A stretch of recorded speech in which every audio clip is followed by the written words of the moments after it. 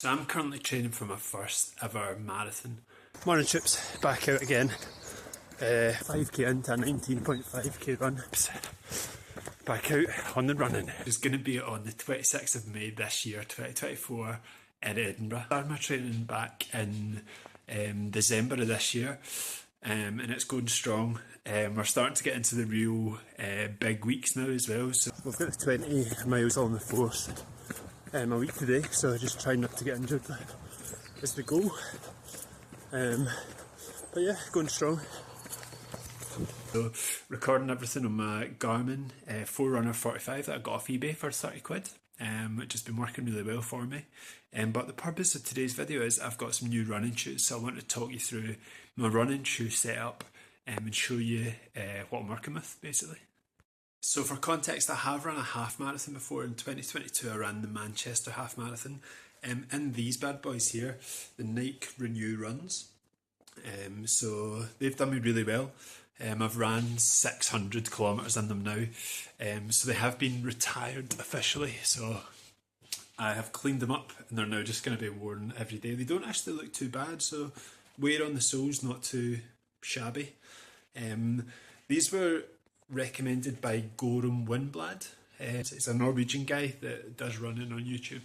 And he said these were the best like budget pair of shoes that he could find. And I think it was only like 5 seconds slower than the next percent ones as well. So that's really cool. The UK is unbelievably rainy all the time. I was going to treat myself to a pair of Gore-Tex running shoes so that it makes it easier to get out in the snow and the rain and the bad weather basically.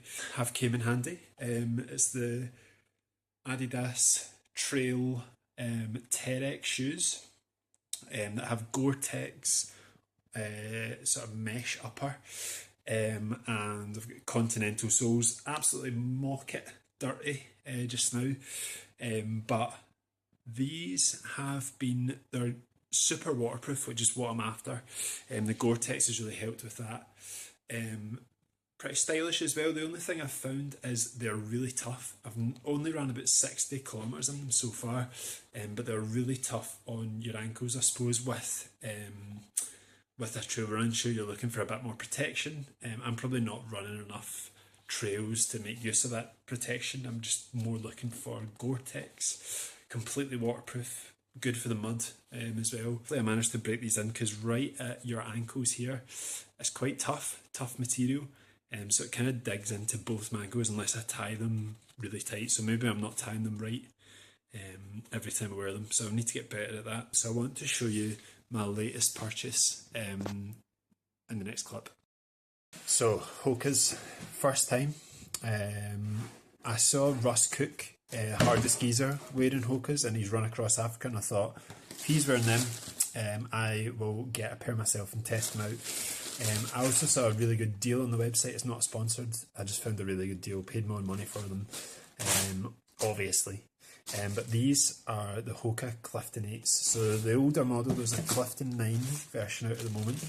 The colours are insane.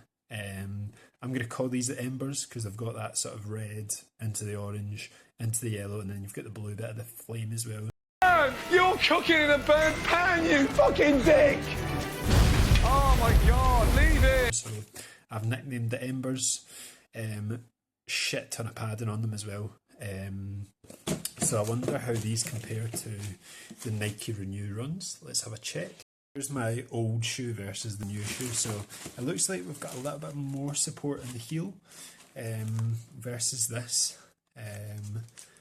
Also, I've heard the rocker on like the Cliftons is really good, so it kind of pushes your foot forward as you run. Whereas this is just a lot of cushioning, but it's maybe it does have a slight curve, I guess. But I'm looking forward to testing these out. I'll bring you on a run when I've got these bad boys on foot. Back out again on the run. We're about 9k into the 32k's we need to do today, but try to view. Not bad. 3 weeks later. Hello guys, we are back and I've now ran at least 100 kilometers in these bad boys as well. So here's my initial thoughts.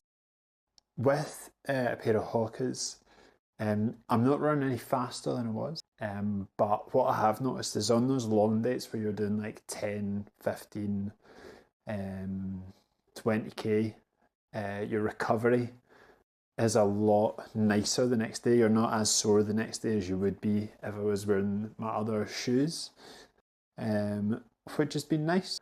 Last weekend where I ran 20 miles, the furthest I've ever ran, and it went pretty well. We did it in 3.5 hours. Still hit the wall around 25k, but yeah, going strong. It gives me some more confidence for the marathon. The next month's going to be pretty tough, but these shoes really good so far. I'm enjoying the nice recovery afterwards. I'm getting a slight, I don't know how my foot is landing in the right one, so maybe I should go and get my, what do you call it? Am I stepping on the inside or am I stepping on the outside? I need to go and get that measured. But the recovery on these has been fantastic. They're all completely caked in mud now.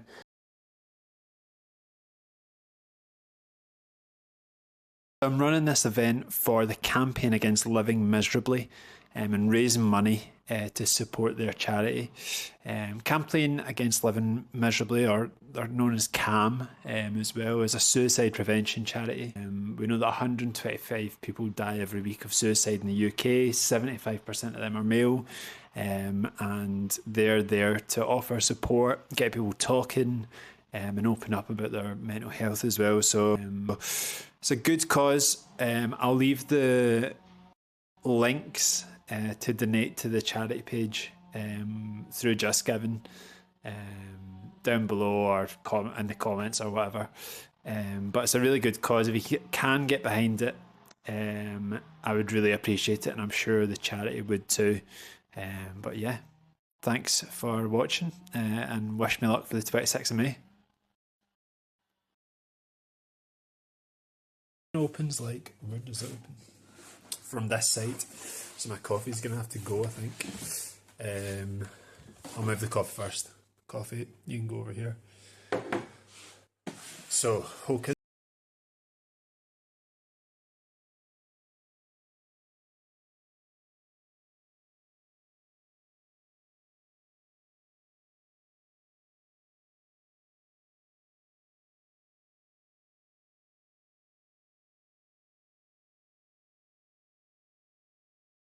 I've not been training for speed or anything really yet. Kom igen nu Britt-Marie, kör för fan!